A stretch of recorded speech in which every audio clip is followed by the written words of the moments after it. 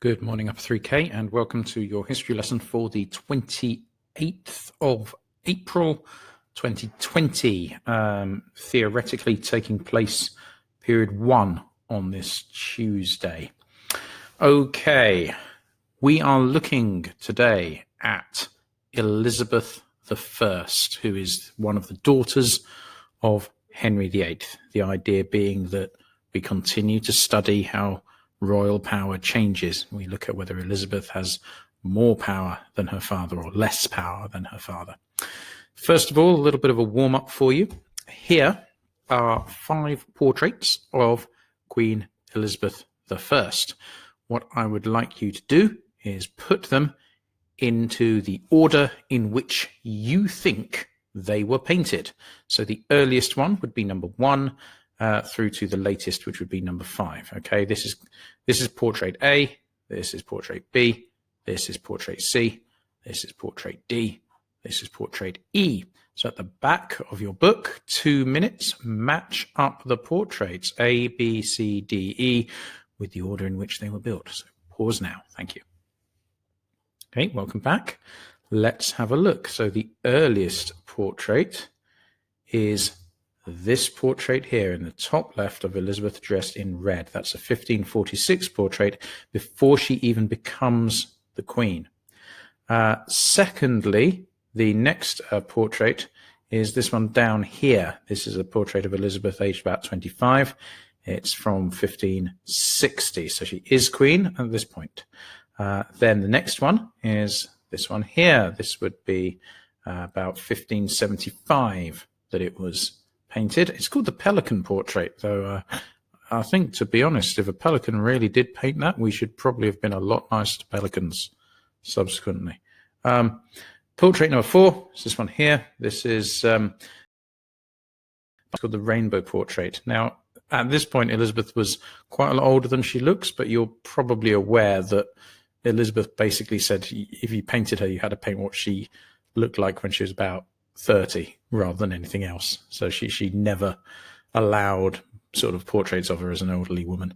And that means that this one is the final one. This is actually painted after she dies. It's painted in about 1620. Here's death on her shoulder there, sort of peering over, which is why she's looking so horribly miserable. Okay, so Elizabeth I and power. Did she have less power than her father?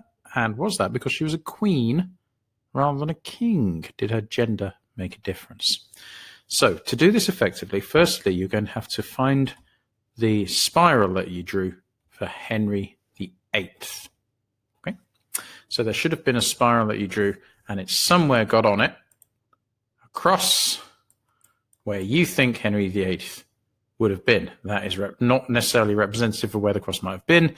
You could have said, oh, he had very little power. You could have said, oh, he had lots of power. I don't mind, but you need that. Okay, now we're going to be comparing Elizabeth to her father.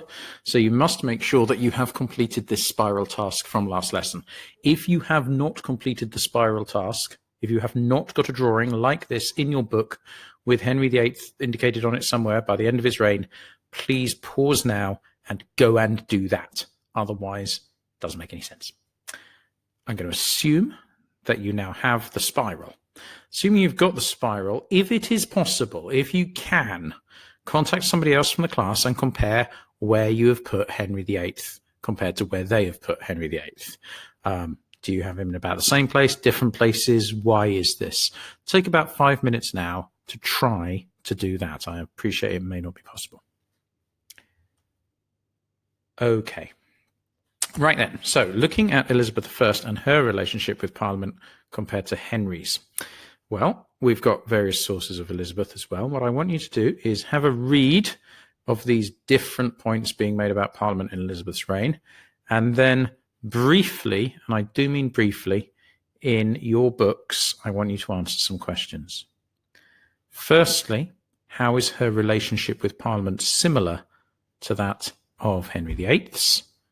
Secondly, how is it different? And thirdly, is Elizabeth sharing power? Because you might remember when we looked at Henry VIII, we said he was supposed to be having a power-sharing relationship with Parliament. But we also decided that largely Henry called the shots.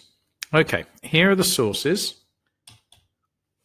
5 of them, and you are going to write your answers to these questions in your book. That's in the front of your book in full sentences, please. So pause, read these, answer these 3 questions. Hopefully it will take you between 10 to 15 minutes. Thank you.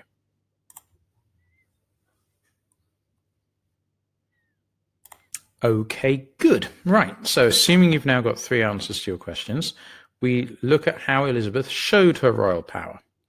Now, if you're watching this on YouTube, that's great, but you now need to find this web address.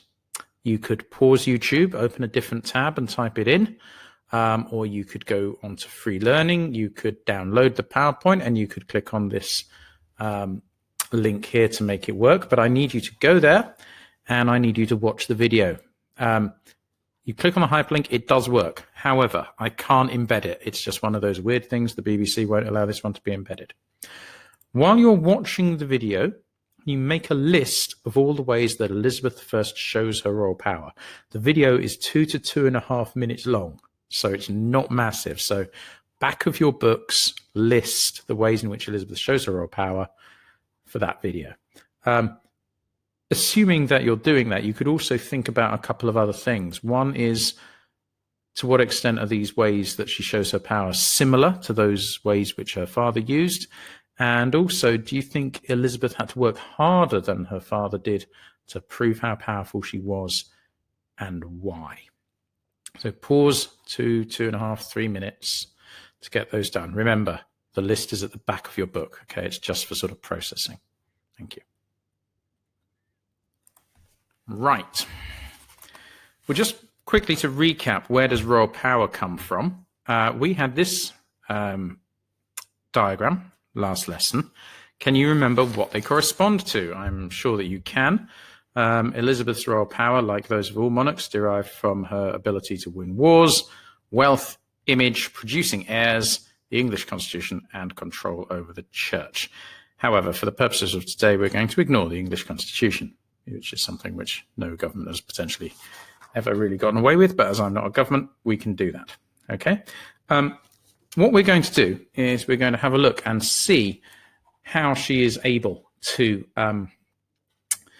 cement her power in these categories. And we're going to do that using a word fill-in sheet, a fill-in-the-gaps sheet.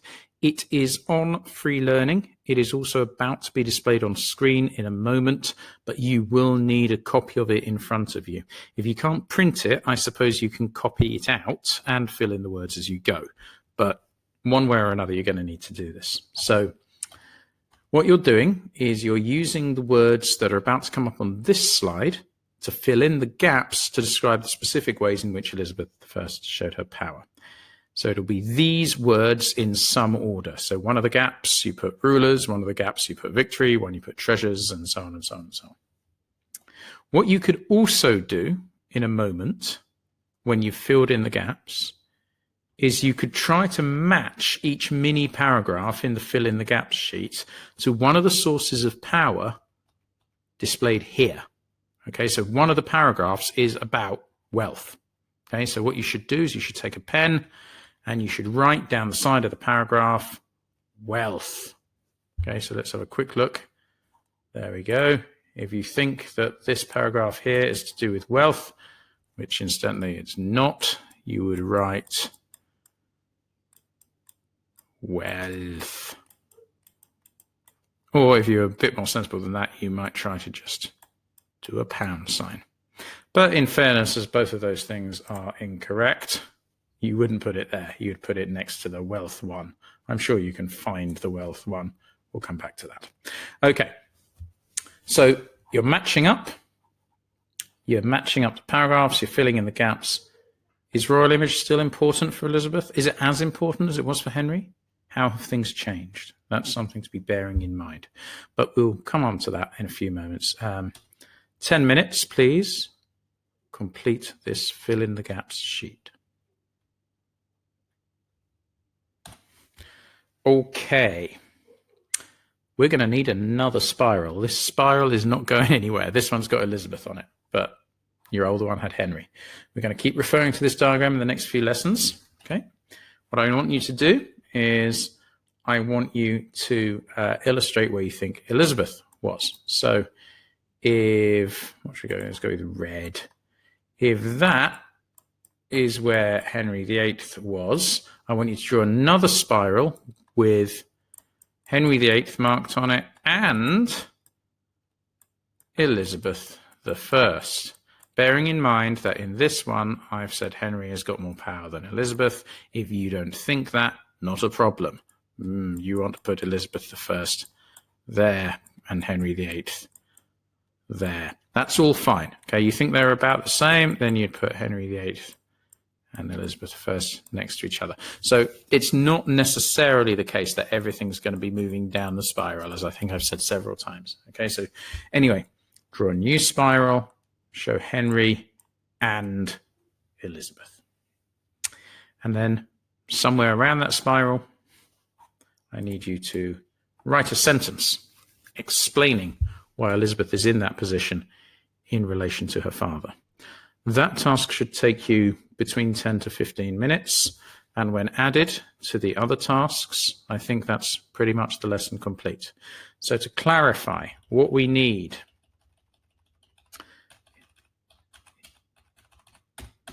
right back. Okay, that's got to have been done. We need a Henry VIII spiral. You need written answers in the front of your book to these 3 questions. That's the second thing.